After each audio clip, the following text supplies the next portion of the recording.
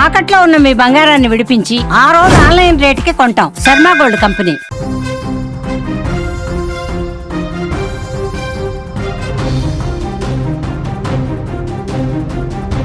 Big breaking news చూస్తున్నాం. గండికోట విద్యార్థిని మృతిపై ఇంకా మిస్టరీ వీడలేదు. విద్యార్థిని హత్యలో లోకేష్ పాత్ర లేదా? పరువు కోసం బంధువులే ప్రాణం తీశారా? లోకేష్తో గండికోటకు వెళుతున్న విషయాన్ని తెలుసుకున్న విద్యార్థిని బంధువులు అక్కడికి రావడంతోనే లోకేష్ వెళ్ళిపోయినట్టుగా సమాచారం ఉందా? వారి రాకను లోకేష్కు స్నేహితుడు చేరవేశాడా? భయంతో విద్యార్థినిని అక్కడే వదిలేసి లోకేష్ బయటకు వచ్చేశాడా? కోపంతో విద్యార్థినిని బంధువులేమైనా హత్య చేశారా? హత్య చేసి లోకేష్పై నెట్టివేసే ప్రయత్నం ఏమైనా చేశారా? పోలీసు శాఖ చేతిలో కీలక ఆధారాలు లభ్యమైనట్టుగా తెలుస్తోంది. విద్యార్థినిపై అఘాయిత్యం జరగలేదని ప్రాథమికంగా సమాచారం వస్తోంది. రోజుకు ఒక మలుపు తిరుగుతోంది ఈ గండికోట హత్యోదంతం. పరువు కోసం బంధువులే ప్రాణం తీశారా? ప్రస్తుతం ఈ కోణంలో దర్యాప్తు కొనసాగుతోంది. కడప జిల్లా గండికోటలో విద్యార్థిని హత్యోదంతం మరొక మలుపు తీసుకుంది. ఆమెను ఎవరు చంపారు అన్న మిస్టరీ మాత్రం ఇంకా విడలేదు. ప్రియుడితో గండికోటకు వెళ్ళటం, తర్వాత ప్రియుడే ఒక్కడే అక్కడి నుంచి బయటకు రావటం, ఇవన్నీ కూడా సీసీ రికార్డులో కనిపించాయి. ప్రియుడు లోకేషే అసలు నిందితుడని, ఆమె చంపేశాడని అంతా భావించారు. కానీ పోలీసు విచారణలో కీలక విషయాలు బయటపడుతున్నాయి.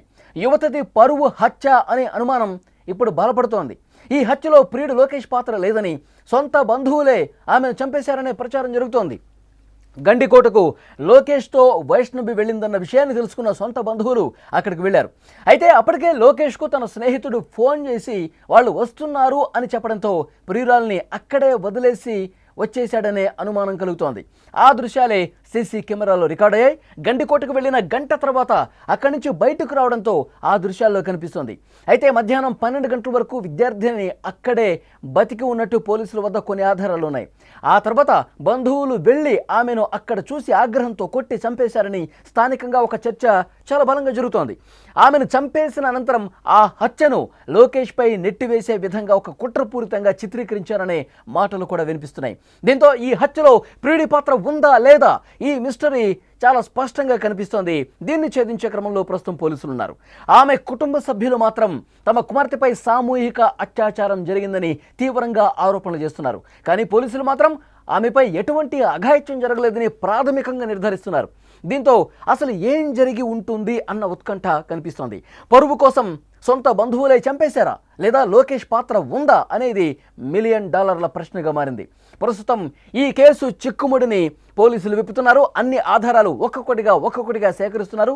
మరి వారి విచారణలో ఏం తేలబోతుందనేది కూడా చూడాల్సిన అవసరం కనిపిస్తోంది. గండికోట విద్యార్థిని మృతికి సంబంధించి అనేక అనుమానాలు కనిపిస్తున్నాయి. నిన్న ఆ తండ్రి, వైష్ణవి తండ్రి చాలా స్పష్టంగా చెప్తా ఉన్నాడు, ఎన్కౌంటర్ చేసి పారేయాలి. తెలంగాణలో, హైదరాబాద్లో ఏ విధంగా అయితే ఇలాంటి సైకో విధుల్ని ఎన్కౌంటర్ చేశారో అదే విధంగా చేసి పారేయాలని చెప్పి చాలా ఆగ్రహంతో ఊగిపోయిన పరిస్థితి కనిపిస్తోంది. కానీ పోలీసులు ప్రాథమిక విచారణలో లోకేష్ పాత్ర లేదు అనేది కొంత స్పష్టంగా అర్థమవుతోంది. లోకేష్ పాత్ర ఇందులో ఉండకపోవచ్చు.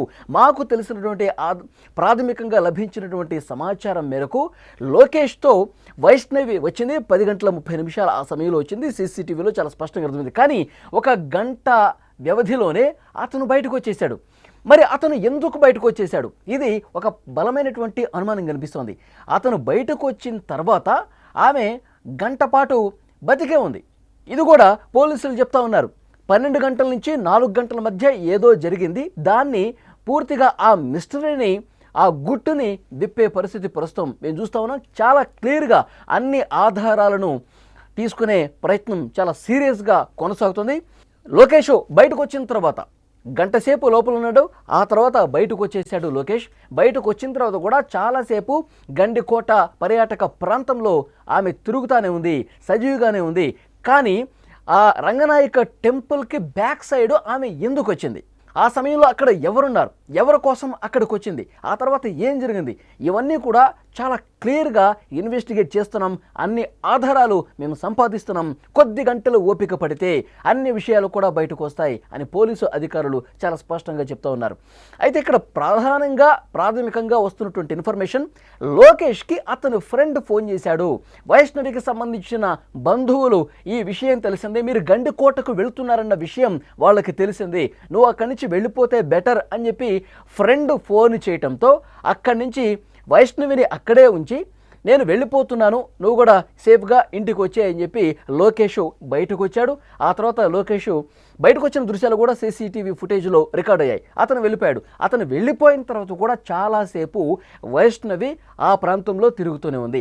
ఆ తర్వాత అక్కడికి ఎవరు వచ్చారు, నిజంగానే కుటుంబ సభ్యులు బంధువులు ఎవరైనా వచ్చారా, ఆమెతో ఏమైనా గొడవ పడ్డారా, ప్రస్తుతం దీనికి సంబంధించి ఇన్వెస్టిగేషన్ థరోగా జరుగుతున్నటువంటి పరిస్థితి కనిపిస్తోంది.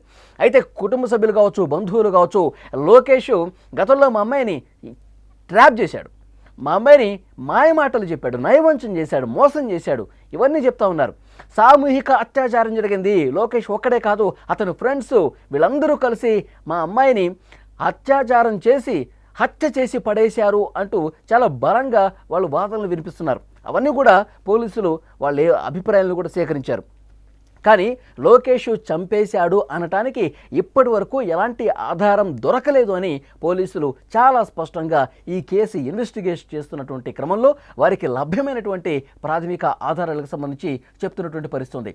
మరొక ముఖ్యమైన విషయం, పోలీసులు ఇన్వెస్టిగేషన్లో మరి ఆ 12 గంటల నుంచి 4 గంటల సమయం, ఈ 4 గంటల వ్యవధిలో ఏం జరిగిందని చెప్పి ఆధారాలు సేకరిస్తున్నటువంటి క్రమంలో మరి కుటుంబ సభ్యులు కానీ బంధువులు కానీ అక్కడికి వచ్చారా, పరువు కోసం, ఎందుకంటే గతంలో చాలా సందర్భాల్లో వాడితో తిరగొద్దు, ఎక్కడికి రమ్మంటే అక్కడికి వెళ్ళిపోతున్నావు, మీ ఇద్దరు ప్రేమలో ఉన్నారు, ఇది కరెక్ట్ కాదు, ఇది మంచిది కాదు, నీ పద్ధతి మార్చుకో, నువ్వు మంచిగా చదువుకో. సో ఈ విధమైనటువంటి వాదనలు గొడవలు గత కొన్ని రోజులుగా జరుగుతున్నట్టుగా తెలుస్తుంది. మరి పరువు కోసమే కుటుంబ సభ్యులు కానీ బంధువులు కానీ ఆమెని చంపేసి ఆ నేరాన్ని లోకేష్ మీద నెట్టివేసే ప్రయత్నం ఏమైనా జరిగిందా, ఈ కోణంలో కూడా పోలీసులు చాలా స్పష్టంగా ఇన్వెస్టిగేట్ చేస్తూ ఉన్నారు. ఇవన్నీ అనుమానాలు, ఇంకా పోలీసులు ఎక్కడ కూడా ధృవీకరించలేదు. కుటుంబ సభ్యులే వైష్ణవిని చంపేసి ఆ లోకేష్ మీద నెట్టివేస్తే ఒక పని అయిపోతుంది, వాడు చాలా వేధించాడు కదా, మనల్ని టార్చర్ పెట్టాడు కదా, అతని వల్ల అమ్మాయిని కాపాడుకోవడం కోసం ఒక ఊరి నుంచి ఇంకో ఊరికి కూడా మేము షిఫ్ట్ కావాల్సి వచ్చింది, కాబట్టి ఈ నేరం అనేది వాడి మీద తోసేద్దాం, ఇలాంటి ఆలోచనతో ఈ విధంగా ఏమైనా చేశారా, ఈ అన్ని కోణాల్లో అండి చాలా కోణాల్లో పోలీసులు ఇన్వెస్టిగేట్ చేస్తూ ఉన్నారు. మరొక ముఖ్యమైన విషయం ఏంటంటే, వైష్ణవి మీద అత్యాచారం జరగలేదు అనేది పోలీసుల ప్రాథమికంగా చెప్తున్నటువంటి సమాచారం. నిన్న పోలీసు అధికారులతో సుమన్ టీవీ నేరుగా మాట్లాడింది. ఇప్పటి వరకు ఉన్నటువంటి లేటెస్ట్ ఇన్ఫర్మేషన్, వైష్ణవి మీద ఎలాంటి అత్యాచారం జరగలేదు అనేది మాకు ప్రాథమిక సమాచారం ఉంది. అయితే పోస్ట్ మార్టం పూర్తి రిపోర్టు అలాగే ఫోరెన్సిక్ రిపోర్టు ఇవి వచ్చిన తర్వాత మరికొంత క్లియర్ కట్గా పూర్తి సమాచారం మీకు తెలియజేస్తాం. ఇప్పటి వరకు మాకున్నటువంటి ఇన్ఫర్మేషన్, ఆమె మీద అత్యాచారం జరగలేదు. మరి హత్య ఎవరు చేశారు, ఎవరు చంపేశారు, ఇవన్నీ కూడా దర్యాప్తులో చాలా కీలకమైనటువంటి విషయాలు బయటకు వచ్చే అవకాశం ఉంది. ఇప్పటికే కొంత క్లియర్ కట్ సమాచారం తెలుసుకున్నాం, దాన్ని బట్టి ఇన్వెస్టిగేట్ చేస్తూ ఉన్నాం. మరి కుటుంబ సభ్యుల పాత్ర ఉందా, బంధువుల పాత్ర ఉందా, లోకేష్ పాత్ర కూడా ఏమైనా ఉందా, ఆయన బయటకు వచ్చిన తర్వాత మళ్ళీ ఏదైనా ప్లాన్ చేసి ఈ విధంగా చేశాడా, అన్ని కోణాల్లో కూడా దర్యాప్తు చేస్తున్నాం. మధ్యాహ్నం 12 గంటల నుంచి లోకేష్ వెళ్ళిపోయిన తర్వాత కూడా ఆమె బతికే ఉంది. ఆ తర్వాత ఏం జరిగింది, ఆ తర్వాత అక్కడికి ఎవరు వచ్చారు, ఎవరిని ఆమెను కలిశారు, రంగనాయక టెంపుల్ బ్యాక్ సైడ్ వరకు ఆమె ఎందుకు వెళ్లాల్సి వచ్చింది, ఎవరి కోసం వెళ్లాల్సి వచ్చింది. ఇక్కడ మరొక ముఖ్యమైన విషయం, ఆమె మృతదేహం దొరికిన సందర్భంలో ఒంటి మీద నూలు పోగు కూడా లేదు. పోలీసులు అసలు ఏం జరిగిందన్న విషయానికి సంబంధించి చాలా క్లియర్గా ఇన్ఫర్మేషన్ తీసుకుంటున్నారు. మరికొద్ది గంటల్లోనే అసలు వాస్తవాలు కూడా బయటకు వచ్చే అవకాశం కనిపిస్తోంది. సో పరువు కోసం కుటుంబ సభ్యులు కానీ బంధువులు కానీ ఈ విధంగా ఏమైనా చేశారా, లేదు అంటే కనుక లోకేష్ పాత్ర ఏమైనా ఉందా, అసలు వీళ్ళు ఇద్దరూ కాకుండా మూడో వ్యక్తి ప్రమేయం ఏమైనా ఉందా, ఉంటే ఆ మూడో వ్యక్తి ఎవరు. సో ఈ విధంగా అన్ని కోణాల్లో పోలీసులు చాలా స్పష్టంగా ఇన్వెస్టిగేట్ చేస్తూ ఉన్నారు. అన్ని అనుమానాలన్నింటినీ కూడా ముందు పెట్టుకొని ఆధారాలు సంపాదిస్తూ ఒక్కొక్కటి ఒకవైపు సీసీ ఫుటేజ్ కావచ్చు, తర్వాత ఆ మృతదేహానికి సంబంధించిన పోస్ట్ మార్టం కావచ్చు, ఫోరెన్సిక్ రిపోర్ట్ కావచ్చు, వాళ్ళ బంధువులు ఇస్తున్నటువంటి సమాచారం కావచ్చు, లోకేష్ ఫ్రెండ్స్ ఇస్తున్నటువంటి సమాచారం కావచ్చు, ఇట్లా అన్ని కోణాల్లో కూడా పోలీసులు చాలా సీరియస్గా ఇన్వెస్టిగేట్ చేస్తున్నారు. గండికోట పర్యాటక ప్రాంతంలో ఇంటర్మీడియట్ సెకండ్ ఇయర్ చదువుతున్నటువంటి గీతం కాలేజీలో చదువుతున్నటువంటి వైష్ణవి నూలు పోగు కూడా లేకుండా ఆ పర్యాటక ప్రాంతంలో ముళ్ళ పొదల్లో పడి ఉండటం రాష్ట్ర వ్యాప్తంగా సంచలనమైనటువంటి పరిస్థితి. సో వాస్తవాలు అతి కొద్ది గంటల్లోనే బయటకు వస్తాయి. ఎందుకంటే కొన్ని గంటల్లో ఆ forensic report, post mortem report కూడా బయటకు వస్తుంది. లోకేష్ని ఇప్పుడే చాలా సీరియస్గా విచారించిన పరిస్థితి. లోకేష్ ఇచ్చినటువంటి ఆధారాలు, అలాగే phone contact records, call data, ఎవరెవరు ఏం మాట్లాడారో ఆ సమయంలో ఇవన్నీ కూడా వెలికి తీస్తున్నారు.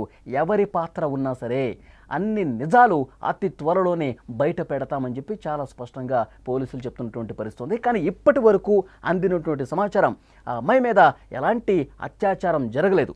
మరి ఎవరు చంపారన్న దానికి సంబంధించి ఆధారాలు సంపాదిస్తున్నాం అంటున్నారు. అలాగే లోకేష్ పాత్ర ఉందా లేదన్నది కూడా చాలా క్లియర్గా పిన్ టు పిన్ ఇన్ఫర్మేషన్ సేకరిస్తున్నాం. లోకేష్ వెళ్ళిపోయిన తర్వాత కూడా, లోకేష్ అక్కడ ఆ పర్యాటక ప్రాంతం నుంచి బయటకు వెళ్ళిపోయినటువంటి సీసీ ఫుటేజ్ రికార్డు కూడా ఉంది. అతను వెళ్ళిపోయిన తర్వాత కూడా ఈమె బతికే ఉంది. తర్వాత 1-2 గంటల పాటు ఆ ప్రాంతంలో తిరుగుతూ ఉంది, తచ్చాడుతూ ఉంది. మరి ఎవరి కోసం ఆమె వెయిట్ చేస్తుంది? ఇవన్నీ విషయాలు కూడా చాలా క్లియర్గా ఆధారాలతో సహా పోలీసులు సంపాదించే ప్రక్రియ చాలా వేగంగా జరుగుతుంది. ఆధారాలన్నీ లభ్యమైన తర్వాత, ఆ రిపోర్ట్స్ అన్ని వచ్చిన తర్వాత ప్రెస్ మీట్ పెట్టి పిన్ టు పిన్ ఏ నిమిషానికి ఏం జరిగిందో కూడా పోలీసులు చెప్పే అవకాశం కనిపిస్తోంది.